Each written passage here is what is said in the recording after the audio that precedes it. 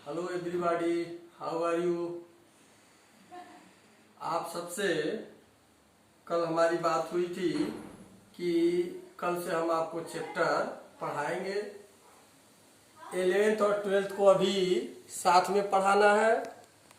2-3 दिन बाद दोनों बैच अलग अलग करके अलग अलग वीडियो डालेंगे।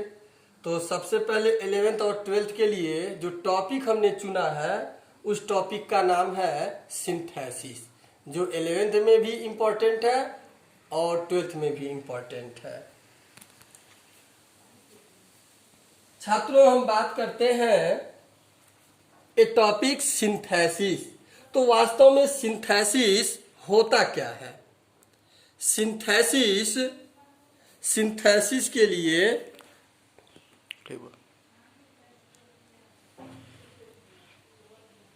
जैसे इस लाइन को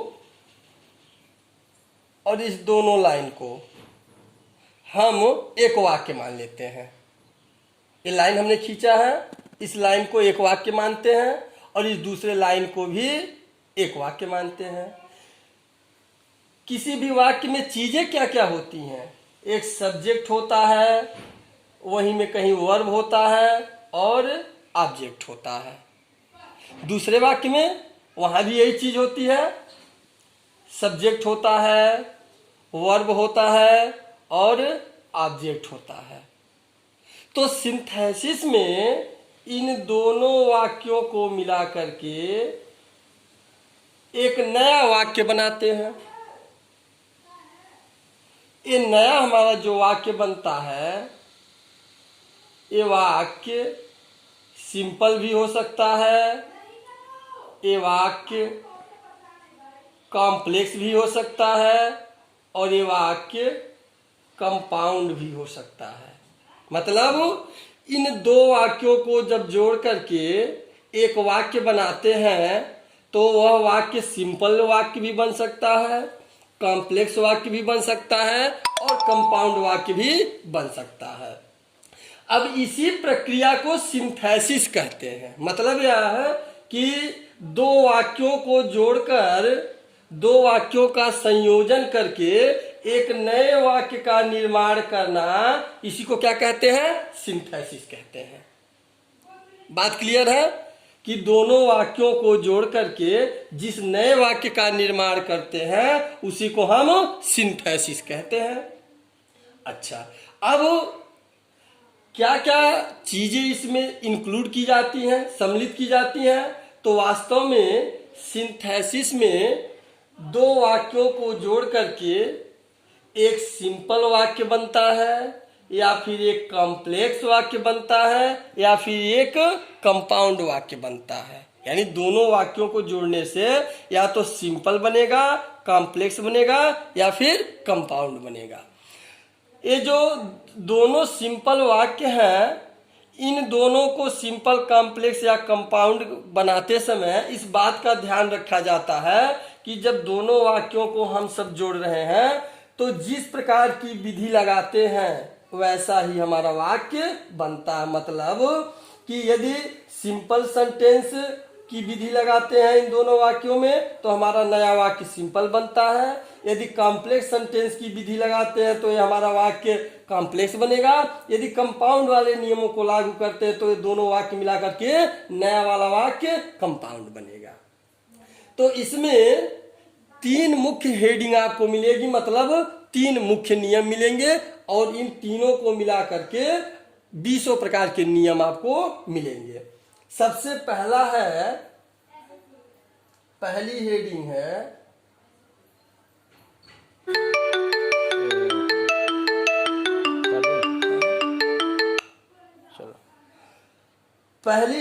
है combination of simple sentences into one simple sentence. दूसरी हेडिंग है combination of simple sentences into 2 simple sentences into complex sentence. और तीसरी हेडिंग है combination of simple sentences into compound sentence. मैं लिख देता हूं, इस चीज को ध्यान से देख लीजिए फिर से।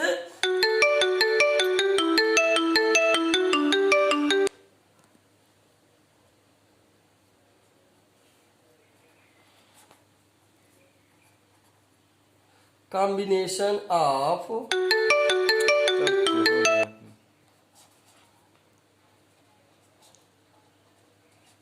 रुकबो नहीं करी के combination of simple sentences into one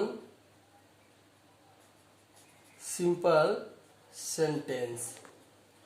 एक हेडिंग है combination of simple sentences into one simple sentence. दूसरी हेडिंग है combination of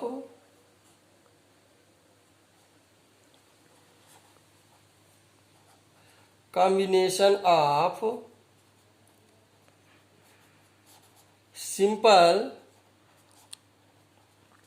sentences into one complex sentence।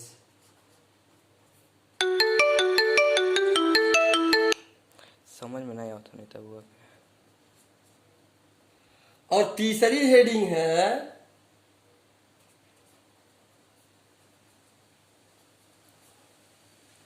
combination of simple sentences into one compound sentence। क्या है? यानी तीन heading आपको मिल गई। Combination of simple sentences into one simple sentence. दूसरी heading है combination of simple sentences into one complex sentence. और तीसरी हेडिंग है combination of simple sentences into one compound sentence. तीन हेडिंग है। अब हम जब पढ़ेंगे सबसे पहली heading combination of simple sentences into one simple sentence, तो इसमें सबसे पहली हमारी हेडिंग है पार्टिसिपल का प्रयोग करके।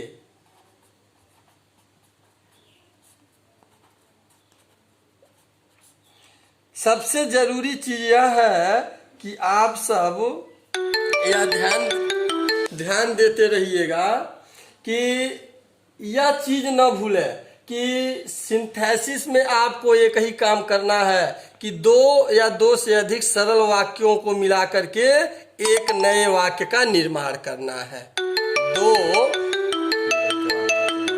दो सरल वाक्यों को मिला करके एक नए वाक्य का निर्माण करना है, और वह वाक्य सिंपल भी बन सकता है, कॉम्प्लेक्स भी बन सकता है, या कंपाउंड भी बनेगा।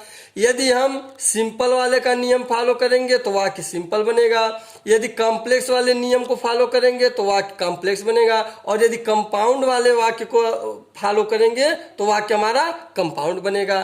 तो सबसे पहली हेडिंग को लेते हैं combination of simple sentences into one simple sentence, और इसमें सबसे पहली विधि है पार्टिसिपल का प्रयोग करके। अब पार्टिसिपल क्या होता है? पार्टिसिपल ऐसी क्रिया, पार्टिसिपल एक प्रकार की क्रिया होती है कि ऐसी क्रिया जो क्रिया के साथ साथ एडजेक्टिव का भी कार्य करे उसको हम पार्टिसिपल कहते हैं। ऐसी क्रिया जो क्रिया का तो कार्य करे ही साथ एडजेक्टिव का कार्य करे उसको हम पार्टिसिपल कहते हैं। ठीक, इतनी बात क्लियर। अब पार्टिसिपल का भी बंटवारा करिए। पार्टिसिपल तीन प्रकार के होते हैं। पहला है प्रेजेंट पार्टिसिपल, दूसरा है पास्ट पार्टिसिपल, और तीसरा है परफेक्ट पार्टिसिपल। कितने मिनट भइल बा? 9। अब यह ध्यान दे लीजिए, प्रेजेंट पार्टिसिपल क्रिया की फर्स्ट फॉर्म में आईएनजी जोड़ने से बनता है। पास्ट पार्टिसिपल क्रिया के थर्ड फॉर्म से बनता है और परफेक्ट पार्टिसिपल हैविंग के साथ क्रिया का थर्ड फॉर्म जोड़ने से परफेक्ट पार्टिसिपल बनता है। इतनी बात क्लियर कर लीजिए, क्योंकि आज के वीडियो में बस इतना ही रहेगा कि प्रेजेंट पार्टिसिपल क्रिया की फर्स्ट फॉर्म में आईएनजी लगाने से बनता है, पास्ट पार्टिसिपल क्रिया के थर्ड फॉर्म से बनता है और परफेक्ट पार्टिसिपल हैविंग के साथ क्रिया का थर्ड फॉर्म लगाने से बनता है। अब चूंकि डाटा इतना ज़्यादा लग रहा है इन सब चीज़ों को बनाने में कि 1 से 1.5 GB ही हम लोगों को मोबाइल में मिलता है और 1.5 GB तक का यह तैयार हो जाता है इतने से 10-12 मिनट में। तो फिर अगले वीडियो में हम आपको बताएंगे कैसे प्रेजेंट पार्टिसिपल का प्रयोग करेंगे, कैसे पास्ट पार्टिसिपल और कैसे परफेक्ट पार्टिसिपल का। तब तक के लिए आप लोग घर पे आराम से रहिए, पढ़िए, बाहर मत निकलिए, कोरोना से बचिए।